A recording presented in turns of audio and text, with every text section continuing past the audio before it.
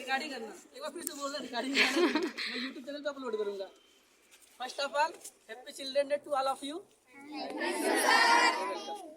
तो सबसे पहले मैं आज ये तुम लोग को बताना चाहूँगा कि पढ़ाई मतलब पढ़ाई में ये होता है, कुछ लोग का रहता है कि पढ़ना तो चाहते हैं लेकिन पढ़ाई में मन नहीं लगता है, ठीक है। तो इसको मैं एक छोटे से एग्जाम्पल समझाना चाहूँगा। समझना, जैसे मान लो तुम्हें स्मार्टफोन का एग्जाम्पल देता हूँ, क्योंकि स्मार्टफोन सभी को चाहिए। अब तुम्हें स्मार्टफोन चाहिए तो क्या चाहिए तुम्हारे पास? नहीं, स्मार्टफोन आईफोन दोनों, पैसा चाहिए सबसे बड़ी बात। तो पैसा तुम्हारे पास है, अब वो पैसा तुम अपने बल पे कमाओ या मम्मी पापा से लेकर दुकान पे जाओगे तब जाकर तुम्हें आईफोन मिलेगा। पढ़ाई में भी यही होता है। इन दिस वर्ल्ड एवरी, ध्यान सुनना है लाइन, इन दिस वर्ल्ड, ये हालांकि मेरे सर बोलते थे जब मैं हैदराबाद में था, मेरे फिजिक्स के सर बोलते हैं तो बहुत अच्छी लाइन है और बहुत बड़े बुक से ये लाइन है, थिंक एंड ग्रो रिच, ठीक है। उसमें एक लाइन है, ये लाइन है, उसमें स्टार्टिंग ऐसे है कि thing every, in this world everything is bounded by some cost. इस संसार में हर एक चीज़ का कुछ एक दाम है, कॉस्ट है। If you want that thing then you have to pay the cost. अब वो चीज़ कोई मेटेरियलिक चीज़ हो, जैसे तुम्हें कोई आईफोन चाहिए या फिर कोई पढ़ाई भी चाहिए। अब तुम मान लो कि मैं टेस्ट लेने वाला हूँ, तुम्हें चाहिए कि 20 नंबर चाहिए तुम्हें, तो 20 नंबर टेस्ट लेना हो, तुम्हें 18 नंबर चाहिए। उसके पहले तुम्हें कॉस्ट उसका पे करना पड़ेगा। एजुकेशन में तुम्हारा कॉस्ट क्या है, तुम कितना मेहनत करते हो। जैसे कुछ लोग मेरे घर पे ही कहते हैं कि अरे मैं पूजा पाठ में ज़्यादा विश्वास नहीं करता हूँ। मतलब विश्वास है, आस्था है, लेकिन मैं ज़्यादा पार्टिसिपेट नहीं करता। लोगों को क्या लगता है कि ये सब चीज़ों में मतलब मन नहीं है। लेकिन एक विद्यार्थी का क्या कर्तव्य होता है, उसकी पूजा पाठ जितनी भी है ना, पूजा अर्चना वाइफ सब चीज़ जितनी भी है, वो सब उसका क्या है, उसका एजुकेशन है। उसी से अभी दिल लगाओ और उसमें जो इन्वेस्ट करोगे ना, पढ़ाई एक ऐसा इन्वेस्टमेंट है, वो हमेशा तुम्हें पे ही करेगा। जैसे संपत्ति की बात करते हैं, परिवार में संपत्ति है, संपत्ति अभी तुम 2 भाई हो, बंटवारा होगा ही, आज नहीं कल होगा, कभी तो होगा ही ना। और घर में तुम सोना रखे हो, सोना चोर आएगा, चुरा के ले चला जाएगा, पैसा रखे हो, चुरा के ले चला जाएगा। लेकिन ज्ञान ही एक ऐसा धन है, ज्ञान ही एक ऐसा धन है कि उसको तुम यदि उसमें अपने आप एक्वायर कर लिए ना, तो लाइफ टाइम काम देगा तुम्हें। और चोर चोरी करने जाएगा ना, तुम्हारा धन चुरा के लेके चला गया, सोना चुरा के ले गया, लेकिन ऐसा धन है, चोरी हो गया, फिर भी तुम्हारे पास एजुकेशन है, उसके द्वारा तुम उसको फिर से बना सकते हो। तो इसमें इन्वेस्ट करो सभी लोग, ठीक है। टाइम दो अपना और आगे पहुंच जाओगे। जैसे मैं अपना एग्जांपल लेता हूँ, मैं गया था, मैं जब 6 क्लास में था, मतलब 5th में था, तो मैं नवोदय CHS दोनों निकला था। तो मैं CHS में एडमिशन ले लिया। CHS में थोड़ा सा CHS नवोदय कंपेरेटिवली ज़्यादा अच्छी है, जानते हो ना CHS सभी लोग जानते हैं ना, सेंट्रल हिंदू स्कूल। मेरा उसमें एडमिशन हो गया, मैं करा लिया, मतलब नवोदय CHS दोनों निकला था, करा लिया। फिर वहाँ पर गया मैं, हाँ टीचर अच्छे थे, लेकिन वहाँ पे प्रॉब्लम मुझे क्या हुआ कि मुझे लगा कि मेरे घर वाले अफोर्ड नहीं कर पाएंगे। हालांकि कुछ पैसा नहीं था ज़्यादा, महीने का लगभग 5,000 खर्चा आ रहा था और मेरे पापा की मंथली इनकम भी 10-12 हज़ार ही है, तो 5,000 मुझे ही दे देंगे तो घर कैसे चलेगा। तो मुझे लगा, मतलब डिसीजन बड़ा अच्छा लिया मैं उस समय। उस डिसीजन में मुझे कभी भी एक पोएम पढ़ोगे, कुछ लोग तो 9th क्लास पास कर लिए, जो भी 9th में जाओगे तो एक पोएम उस पर रॉबर्ट फ्रॉस्ट की द रोड नॉट टेकन, उसका एक ही फंडामेंटल यही है कि यदि तुम डिसीजन ऐसा डिसीजन लो कि वो डिसीजन तुम्हारे आने वाले समय में तुम उस पर रिग्रेट ना करो। उस समय जो मैं डिसीजन लिया, CHS छोड़ के नवोदय में गया, वो मेरे लाइफ का सबसे अच्छा डिसीजन था। क्योंकि यदि मैं CHS में पढ़ता तो क्या होता है कि मेरे पापा मुझे अधिक से अधिक अच्छा 8 तक पढ़ा देते हैं, क्योंकि उनको इतनी इनकम है नहीं, तो मुझे नहीं पढ़ा पाता, तो मुझे छोड़ना पड़ता। तो मैंने उसी समय फिर मामा को फ़ोन किया, क्योंकि मेरे मामा मुझे पढ़ाए हैं, मेरे मामा टीचर हैं, मेरी मौसी भी टीचर हैं। तो उनको फ़ोन किया, बोला मामा यहाँ पर नहीं हो पाएगा मेरा। तुम कुछ बोले नहीं, बोले ठीक है, और घर से बुला लो किसी को, घर आ जाओ, फिर मामा के यहाँ आओ, फिर मैं तुम छोड़ दूँगा कॉलेज पे। फिर वहाँ पे गया, नवोदय में एडमिशन कराया। और जब मैं 5th क्लास में था ना, ये भी इंसिडेंट बता देता हूँ, मैं पढ़ता नहीं ज़्यादा था। मेरे मामा मुझे बोलते थे, लालच देते थे, लालच कि जैसे उस समय मैं गया था यहाँ अपने घर से मामा के यहाँ पढ़ने के लिए, क्योंकि मेरे घर पर पढ़ाई का माहौल नहीं था। तो मैं पढ़ने में ज़्यादा इंटरेस्ट नहीं था, ज़्यादा मोबाइल TV यही सब देखता था। तो मेरे मामा बोलते थे, पढ़ ला बच्ची, नवोदय निकले तो फिर मोबाइल हम खरीद के दे। ऐसे में तो भोजपुरी में ही बोले, भोजपुरी में मामा है तो भोजपुरी में बात करेंगे ना। तो हालांकि मुझे मोबाइल दिया नहीं, मेरा नवोदय निकल गया। और जब मैं 5th क्लास में था, ऐसे कैजुअली पढ़ते पढ़ते मेरा क्लास में 3rd प्लेस आ गया। तो और जब क्लास में वहाँ जब अनाउंस हो रहा था रिजल्ट ना, जैसे मेरे मामा टीचर हैं, जैसे मैं टीचर हूँ, तो मेरे घर में कोई बच्चे पढ़ते हैं, जब वहाँ पर रिजल्ट अनाउंस हो रहा था स्टेज पे ना, तो मेरे मामा के जो स्टूडेंट थे वहाँ पे स्कूल में, जब मैं 5th क्लास में था, रिजल्ट अनाउंस हो रहा था, तो जब वो फर्स्ट क्लास बुला गया, फर्स्ट प्लेस वाले को बुलाया गया, तो लोगों को लगा कि मेरा फर्स्ट प्लेस होगा। लोग बोले थे हिमांशु, जो मेरे मामा के कोचिंग के थे। तो मुझे बड़ा गिल्टी फील हो रहा था, यार मेरे मामा का नाम रोशन नहीं कर रहा हूँ यहाँ पे, नहीं लगा फर्स्ट प्लेस। हालांकि मैं पढ़ा भी नहीं था, 2nd प्लेस के लिए अनाउंस किया गया, उसमें भी नहीं लगा, 3rd प्लेस में मेरा नाम आ गया। तो सीट लेके गया मैं घर पे, मामा बहुत खुश हुए इतना मुझे समझ में आया कि मैं थोड़ा सा मेहनत करके थर्ड प्लेस आ रहा है, यदि थोड़ा भी और तो मुझे कोई बीट ही नहीं कर पाएगा। और तब से हमेशा फर्स्ट प्लेस।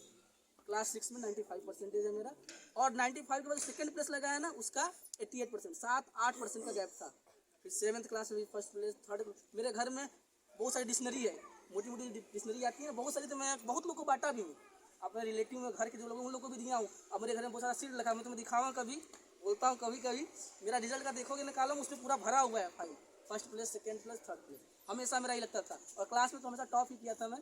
मेरे माइंड में ये भी था, जब सीएसएस में निकाला था कि मेरे पापा नहीं कर पाएंगे, तो मैं सोचा कि मैं नवोदय में जाता हूँ, यदि मुझे सीएसएस पढ़ना रहेगा तो मैं 8th क्लास मेरे अंदर टैलेंट रहेगा तो 8th का फिर निकालूंगा, फिर आऊँगा, फिर पढ़ूंगा यार। 8th तक नवोदय देख लेते हैं, क्योंकि नवोदय में निकला है, तो नवोदय में गया वहाँ पर। अब वहाँ पे एक चीज़ दक्षिणा फाउंडेशन होता है, वो तुम्हें इंजीनियरिंग जानते हो सब लोग ना, इंजीनियरिंग और मेडिकल, मतलब IIT नाम सुने होंगे, उसकी तैयारी है वहाँ पे मुंबई के, इसमें कैलिफोर्निया अमेरिका में रहते हैं, वो फ्री ऑफ कॉस्ट पढ़ाते हैं, बस तुम्हारा ना टैलेंट होना चाहिए।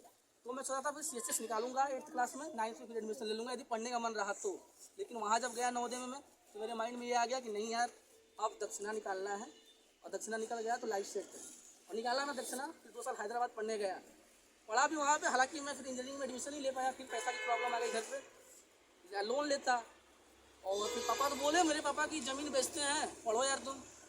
तो मेरे माइंड में एक ही विचार उस समय आया कि यार पढ़ना है तो फिर मतलब कर सकता हूँ मैं, ज़मीन बेचेंगे मेरे पापा, मुझे पढ़ाएंगे, उनका इच्छा था। तो मुझे लगा कि ऐसा काम नहीं करना है कि घर की संपत्ति को बेच के अब क्या चांस है कि मुझे अच्छी नौकरी लगेगी, ये माइंड में था डाउट।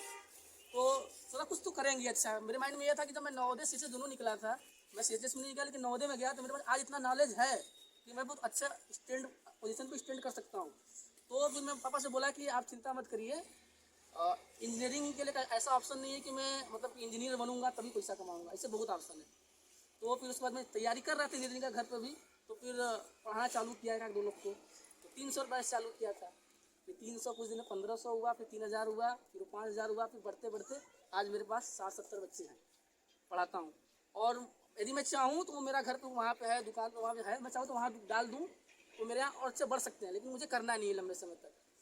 मुझे जब तक मैं बीएससी कर रहा हूँ 2-3 साल तभी पढ़ाऊँगा, फिर उसके बाद कुछ पैसा का मैं पैसा इसलिए बना रहा हूँ, अभी सिस्टर की शादी पड़ी है, शादी में पापा का थोड़ा सहयोग कर दूँ, फिर उसके बाद पैसा बचाऊँगा ताकि आगे मुझे पढ़ना पड़े ना, तब रास्ते में ये पैसा मेरे रास्ते में रुकावट ना बने, मेरे रास्ते में पैसा रुकावट ना बने। इसलिए मैं सोच रहा हूँ कमा के अर्न करके इतना पैसा रख लूँ कि आगे कर सकूँ।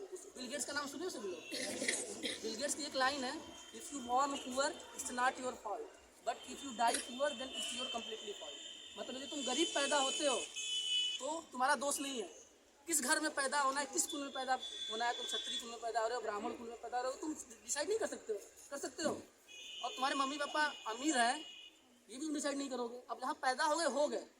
आज तुम अपने मम्मी पापा को सकते हो, अरे हम तो कैला का ज़िंदगी में हमारे बदले क्या कैला, कह सकते हो, लेकिन ऐसा मत करो कि आने वाली पीढ़ी में तुम्हारा लड़का तुम्हें कहे कि तू कैला का। तो तुम गरीब पैदा हुए हो ये कोई दिक्कत नहीं है, लेकिन तुम गरीब मरो उसके लिए तुम रिस्पॉन्सिबल हो, मेहनत करो और पढ़ाई के बाद इन्वेस्ट करते जाओ। पढ़ाई एक ऐसा धन है जो कभी चोरी नहीं होगा, और पढ़ाई कोई चीज़ है बांटोगे तो घटता है, पढ़ाई को बांटोगे तो क्या होगा, वो बढ़ेगा। ठीक है, इसलिए पढ़ाई में इन्वेस्टमेंट करोगे बहुत आगे जाओगे। हालांकि मैं तुम लोग को पढ़ा रहा हूँ, अभी मैं 10th क्लास में पढ़ा रहा हूँ, 9th क्लास 8th क्लास में, पढ़ाते पढ़ाते कुछ क्वेश्चन का ऐसा कॉन्सेप्ट मेरे माइंड में आ जाता है ना कि वो मतलब जब मैं पढ़ रहा था 9th 8th क्लास में तो मेरे माइंड में कॉन्सेप्ट नहीं था, तो आज वो मेरे माइंड में आ जाता है। तो मुझे लगता है हाँ यार इस क्वेश्चन को इस तरीके से भी कर सकते हैं। ठीक है, और गलती सबसे भी हो सकती है, उससे भी गलती होगी। तो हालांकि मैं बोला था सभी लोगों को पेज और कॉपी लाने के लिए, एक फेसबुक में फीडबैक लिखोगे, मेरे अंदर कोई कमी है उसको बताओ कि सर मतलब लिखो, अपना नाम भी ले सकते हो, उसको कोई दिक्कत नहीं है, उसको मैं इम्प्रूव करने का प्रयास करूँगा। क्योंकि हर एक आदमी कोई मतलब वो नहीं है, परफेक्ट नहीं है, सभी लोग परफेक्शन चाहता है, तो परफेक्शन मैं भी चाहता हूँ, तो थोड़ा सा तुम लोग कॉपरेट करोगे। मतलब जो एक्चुअल फैक्ट है नहीं, मुझे खुश करने के लिए नहीं कि सर लिख दे रहे हैं, सर बहुत अच्छे हैं, ऐसा पढ़ाते हैं। हाँ तुम्हें लगता है कि यहाँ कमी है, मैं सुधारूंगा। उस क्वेश्चन पढ़ाते समय मुझे नहीं आता है, उसको मैं ट्राई करता हूँ। अभी कार्तिक कोई क्वेश्चन बता रहा था, मुझे नहीं आ रहा था क्वेश्चन, तो मैं आया घर पे, उसको मैं देखा और एक क्वेश्चन के लिए मैं 2 घंटा बर्बाद किया था। हालांकि क्वेश्चन 5 मिनट का था, लेकिन मैं 1-2 घंटे अच्छा 5 का क्वेश्चन मुझे नहीं आया, 1.5 घंटा बर्बाद किया मैं एक क्वेश्चन के लिए, ताकि सामने वाले को जब मैं एक्सप्लेन करूँगा तो उसको ये नहीं लगे कि मतलब कि ऐसे ही पढ़ा रहे हैं। तो 1 घंटा यदि मैं क्लास लेना तो मैं 2 घंटा मेहनत करता हूँ। यदि मैं रोज़ 9 घंटा पढ़ाता हूँ, 3 घंटा पढ़ाने के लिए पढ़ता हूँ, 12 घंटा। ताकि मतलब मैं क्लास में जब एक्सप्लेन करना चालू करूँ तो बीच में भटकूँ ना, ये वाला होता है। तो पढ़ाई दो तरीके का होता है, एक मैं आऊँ पढ़ा दूँ, वैसे नहीं पढ़ा सकता हूँ, लेकिन मैं पढ़ाने से पहले पढ़ के आता हूँ खुद, ताकि कहीं मैं भटकूँ ना।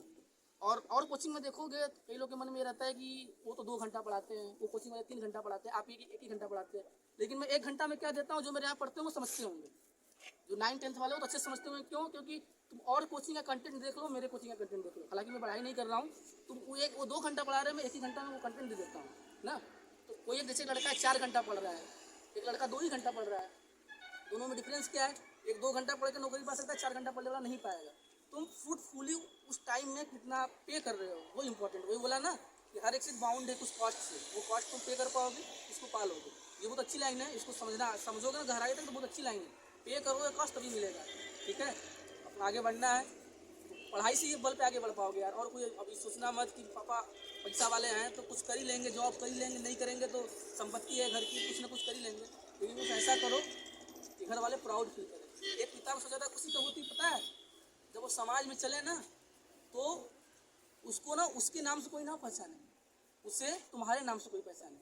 अमिताभ बच्चन के पिता का नाम जानते हो ना सभी लोग? हरिवंश राय बच्चन। हरिवंश राय बच्चन अपने समय के बहुत बड़े महान कवि हैं। और कहीं जाते तो कोई बोला था हरिवंश राय बच्चन जरा देखो उतने बड़े कवि हैं ना, लेकिन उनको उतनी खुशी नहीं होती थी, कवि हैं क्या, वो तो मेरा प्रोफेशन है।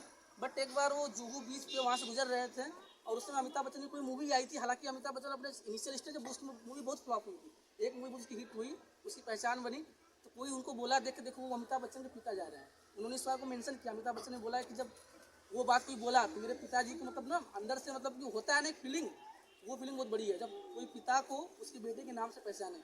ऐसा काम करो, कुछ ऐसा करो, तुम्हारे मम्मी पापा बहुत इन्वेस्ट कर रहे हैं, समझ में आया ना, बहुत पैसा लगा रहे हो। तुम जोड़ के देखना, घर पे होम ट्यूशन पढ़ रहे हो 1000 रुपये देते हैं, यहाँ आगे पढ़ रहे हो 500 रुपये दे रहे हैं, और स्कूल का कितना खर्चा है, पैसा बहुत इन्वेस्ट कर रहे हैं। अब उनके मेरे यहाँ तो ऐसे बच्चे हैं यार, उनके पापा के पास पैसा नहीं रहता है, घर में खाने की चीज़ नहीं रहती, लेकिन मेरा पैसा नहीं रखते हैं, तुरंत देते हैं। क्योंकि आदमी दूसरे से दगाबाजी कर सकता है लेकिन टीचर से नहीं करेगा, क्योंकि उसके आधार पर उसके बच्चे का भविष्य बनने वाला है।